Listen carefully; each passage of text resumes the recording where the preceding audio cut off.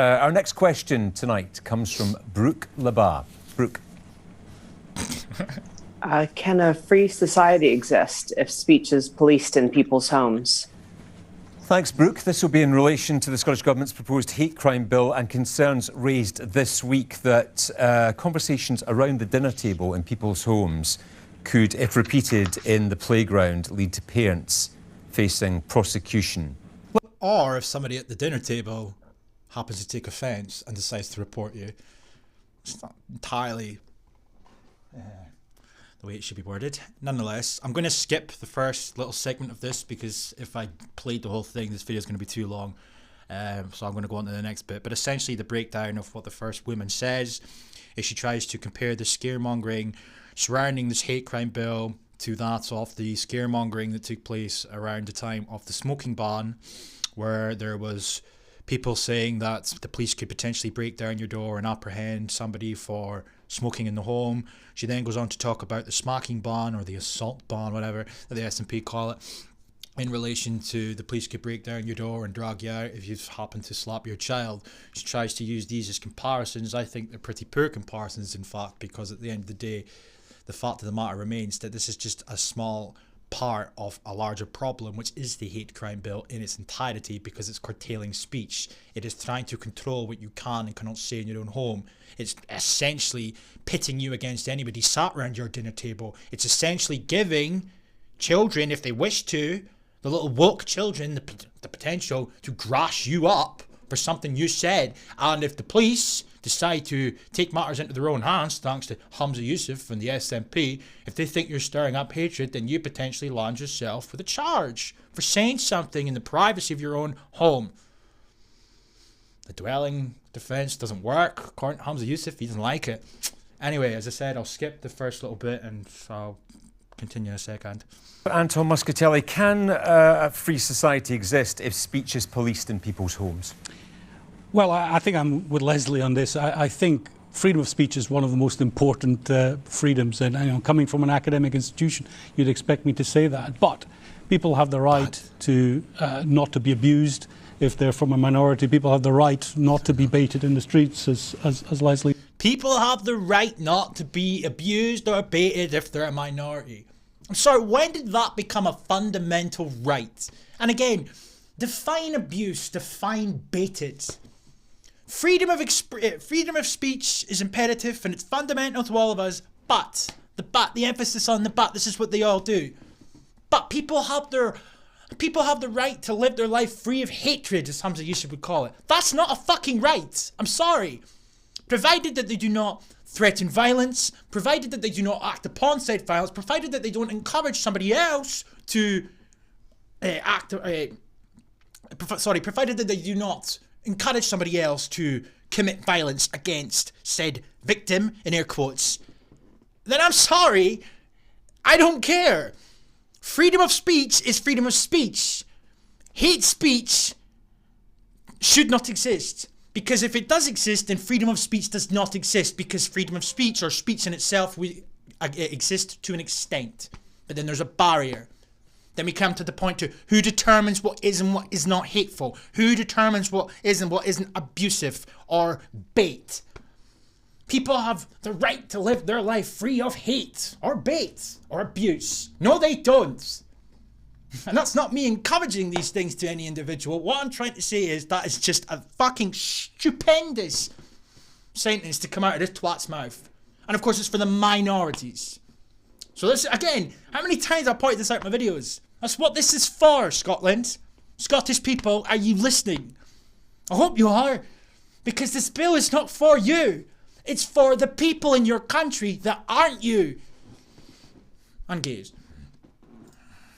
They said. So I think on these issues, I think there needs to be a strong political consensus. I think this is... It doesn't matter if there's a political consensus. The people never asked for it. in the case of this kind of legislation, you really do want to balance the elements, as Leslie suggested, because you want to make sure that there isn't a sort of a set of powers which would allow people to abuse, to effectively be policed within their own homes, as you say. But we need, we know from the data that's been presented around the hate crime bill that, cases of hate crime are increasing. So we need to deal with the problem. And No, reports are increasing. They've said, the Scottish Government have said themselves that, our spokesperson did anyway, that the reasoning behind the increase in hate crime reports, if you will, is because more people are coming forward. See, this is so disingenuous. It's so disingenuous. Don't just take my word for it. You can look this stuff up yourself. And therefore, there needs to be a mature political debate about the balance. Like Leslie, frankly, anti-smacking was one thing that was debated around personal freedom, and yet it hasn't led to the police coming into people's homes. It's changed behaviours. What we want this to do is to change behaviours and to become a more tolerant society. It's changed, but what it's done is it's changed the behaviours of some parents, I reckon, from smacking their children. Abusive parents, though, it's not changed their behaviour. The same way as when they spiked the alcohol prices up in the shops in Scotland. You didn't stop alcoholics. You just stopped normal people from buying from the shops and deciding to go to the pub or whatever instead. That's all you've done. But again, this talk of behaviour. Isn't it funny they keep talking about behaviour? Change your behaviour for COVID. Change your behaviour for hate crime. This is what this is. And if that's what it achieves, that's fine. Let's hear from the audience on this. Jacob, what do you think? I agree with Leslie when she was on about how the bill seems to be this jigsaw of ideas that have came together with previous bills in the past. While I think the bill is well-intentioned, No, it's not. I'm not sure if its applications are going to be realistic in terms of actually understanding what is hate when it is spoken. This whole stirring up hate idea that Humza Yousaf is trying to get across, I think it is still a bit subjective. Precisely. So it's going to be hard to police in any way. Thank you. And Leading to a lot of reports and a lot less convictions. Jack, what do you say? I completely agree with Jacob on this. In regards to this bill, I feel like the UK and Scotland already has policies implemented which limits free speech to a certain extent. I just see this as a government overstep, and I saw no strong defence on behalf of the SNP to get this implemented. There's already been examples of the YouTuber Kim Dankula making his dog do a Nazi salute, and he was taken to court over that for an incitement to hate. So I don't see how this is going to do anything over on top of that. Thank you. Jackie Bailey, can a free society exist if speech is policed in people's homes? No. I mean, I think the difficulty with the bill is not simply a consolidation of existing legislation. I think we would all support making legislation much clearer. It's added to it. And I think when you have a bill that excites so much, distress amongst people as to what this will mean, then you really need to think very carefully. And, I would simply say to you, is managed to unite both the Catholic Church and the secular society in saying this is not the right approach. And the Police Federation, I believe, are on record saying that they think this is simply unenforceable. I absolutely think we need education. We need to make sure that hate crime becomes a thing of the past. See, there we go again. Education, behaviour. So they're going to change your behaviour via education. Bear in mind, before hate crime, we're talking about hate speech here. Let's not negate from the subject at hand here. There's a conflation again. A hate crime is still theoretically a crime because you do not know somebody's motivation behind committing said crime. But as I've said in previous videos, my idea of a hate crime, potentially, you could argue, would be, slashing the tyres or doing in the windows of somebody who happened to be Polish or a Muslim, and you did it specifically because they were Polish and or Muslim, whatever, right? But we're talking about speech here. And even taking a step back from that, a hate crime these days, I mean, what is it? What is it at this point? Because the goalposts have been expanded to such a point now, with these wet wipe snowflake types, these minorities that have been taught their whole lives that the whole world's against them and everything's an offence. A fucking microaggression is borderline. I hate crime at this point.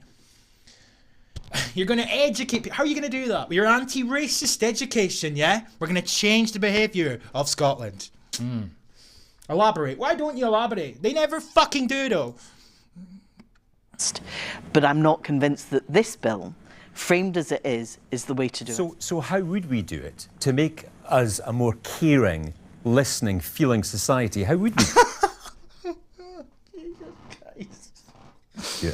I think it is a process of education, and it starts very early. You know, if you look, as Leslie rightly pointed out, there are... Early as in children, very young children. They want to change the way you think. They want to change the way that you view the world. They want to change the way that you grow up, so that you grow up to fit the mold of the progressive stereotype that they want you to be, because this is what it fundamentally boils down to. If you're not namby-pamby, if you're not a wet wipe, if you don't buy into the progressive utopia, then you're a problem, and something that you could say at some point could be misconstrued as hateful or offensive or whatever it may be.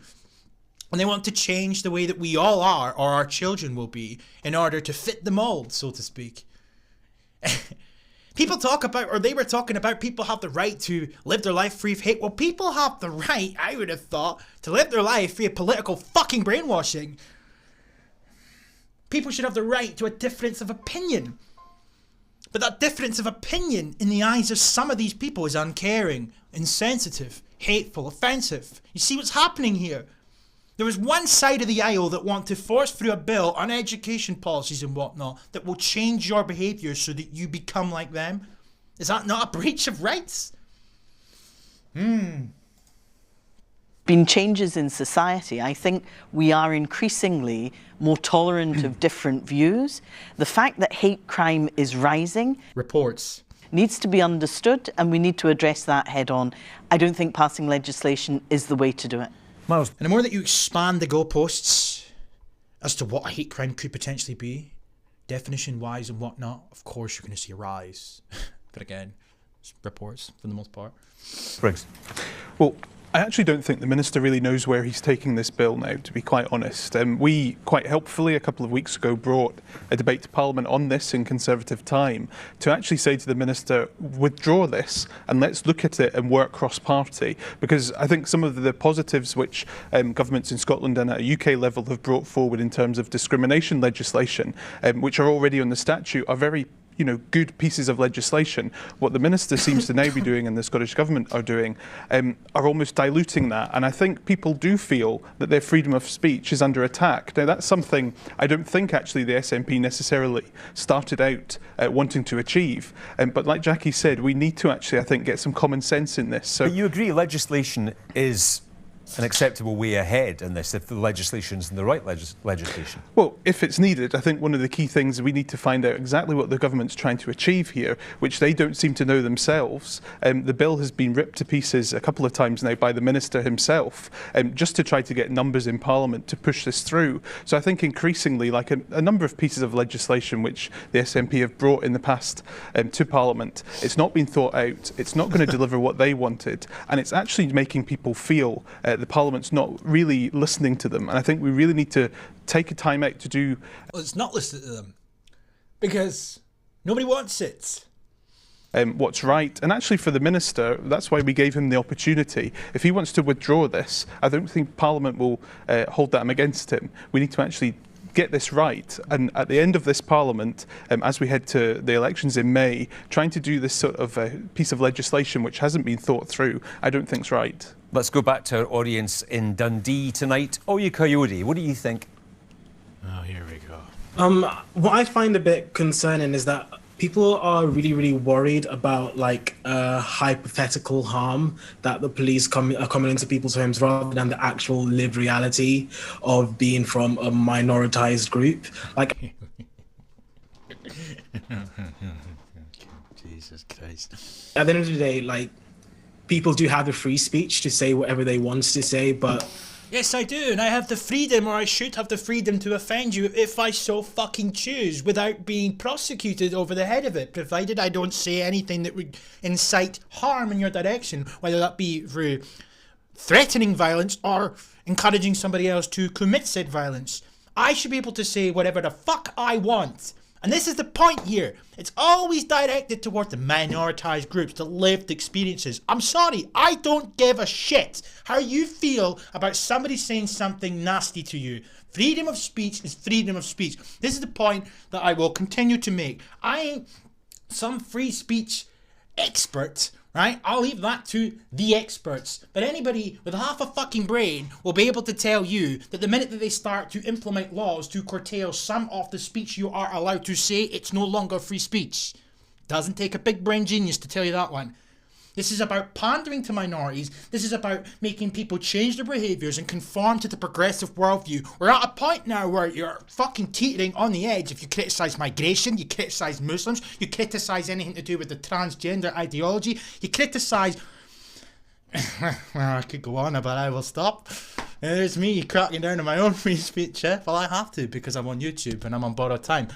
And this is ridiculous. It's not about your feelings.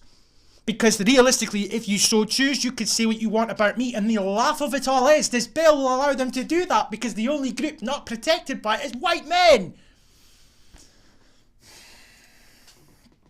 Not every free speech is okay, and some free speech... Not every free speech is okay. Speak articulately.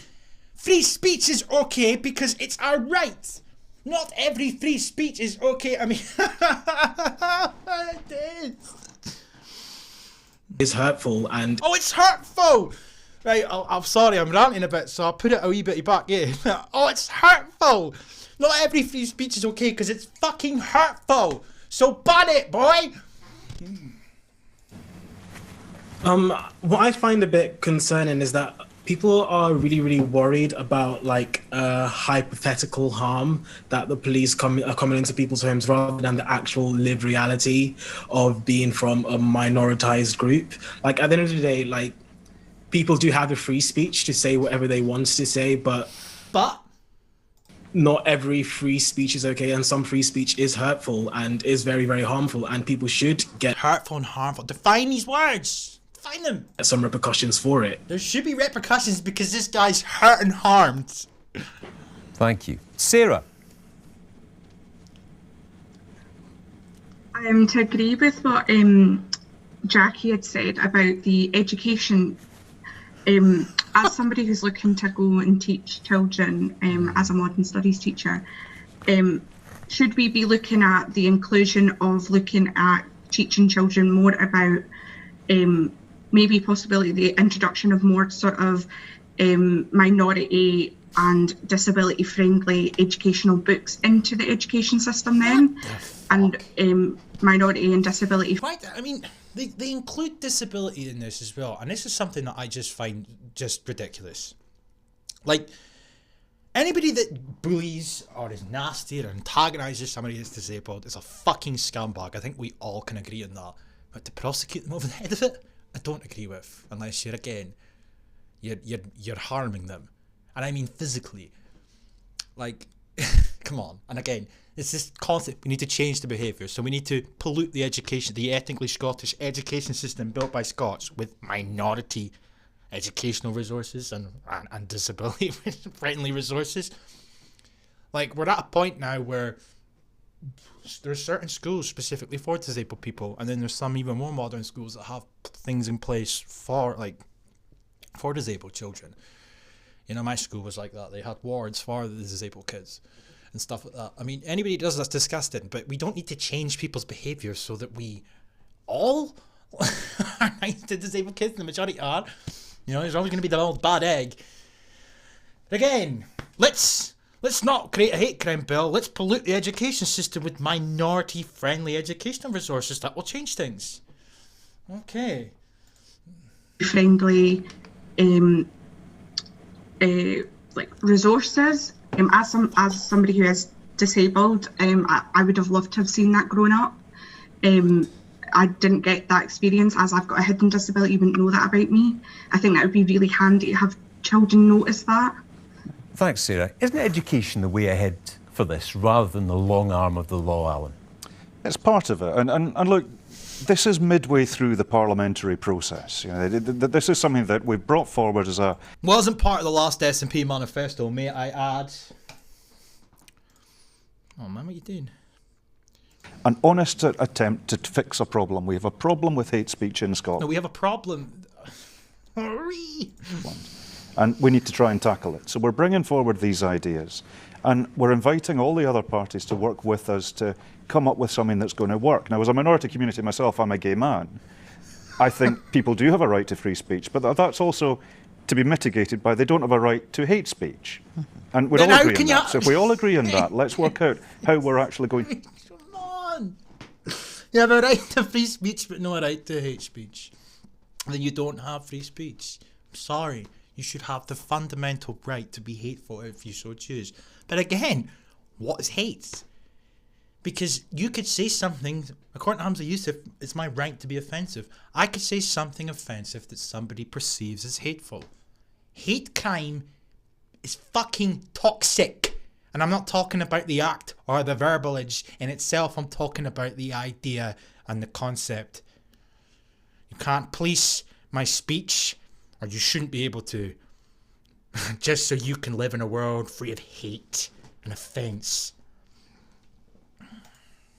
To fix it, not point scoring from the sidelines. Now, we're midway through a process. People's voices are being heard. That's precisely why we have different... The people's voices that are being heard are all these activist campaigning groups that helped you forge this bill. I've not heard anybody realistically in that parliament really coming out and saying it needs to fuck off, because even the Tories themselves agreed with the principle of cracking down on hate speech. MSPs from different parties. I'm not even in the Scottish Parliament, but I'm supportive of trying to find a solution that works, because we do have a problem that needs to be dealt with. Education obviously is part of that picture as well. But you know, 60 years, in the 60s, we'd have been sat here on this programme smoking indoors. There's this comparison. Society changes, and it changes because we sit in big rooms called parliaments, setting laws that change people's behaviour. And you get voted in by the public, and the public do not want this, but you're still going ahead with it anyway, yeah? Fuck me, like. So, society and behaviour changes because people in parliament implement policies and whatnot that change your behaviour. This is where we're at now, folks. And sometimes that's carrot, sometimes it's stick as well. And I think the negative consequences, the long arm of the law sort of stuff that we've seen about this bill, have been massively overstated. Well, have they? Hang on. The General Secretary of the Police Federation represents 98% of police officers in Scotland, says this legislation would devastate the legitimacy of the police in the eyes of the public. Well, this legislation as drafted, which is why that was midway through the parliamentary process. Oh, it's only drafted!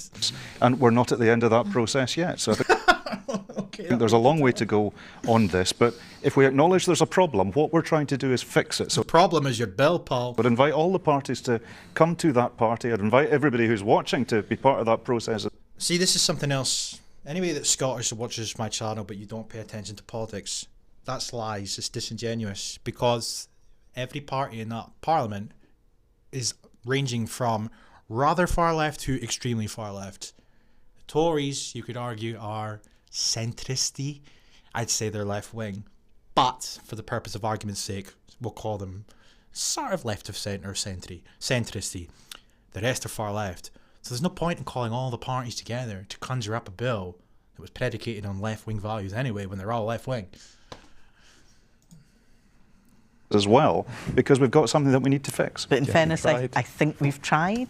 We've only got something to fix in the eyes of the SNP and other lefties. This is the point.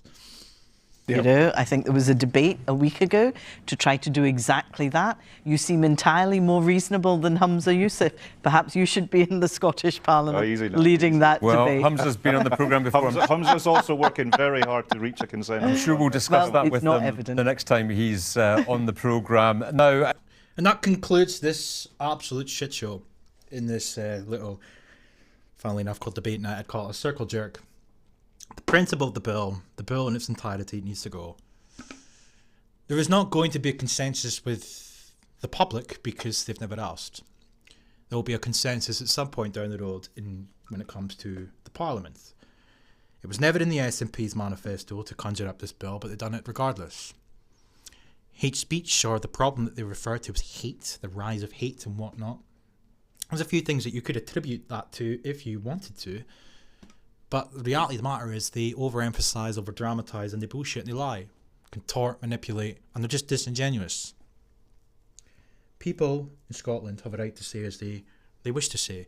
The people that have a claim to their own a birthright to this land should be able to criticise the problems that are emerging thanks to policies conjured up by lefties, including the SNP, and their puppet masters. This bill, if passed, irrespective of any fucking amendments they make, is deliberately put in place for the people that they have politicised, the minority groups, the marginalised, etc., at the expense of you. There was a clause in it to put women in at a later date, so that narrows it down to white men, ethnically Scottish men. It shouldn't exist. Rise up, boys.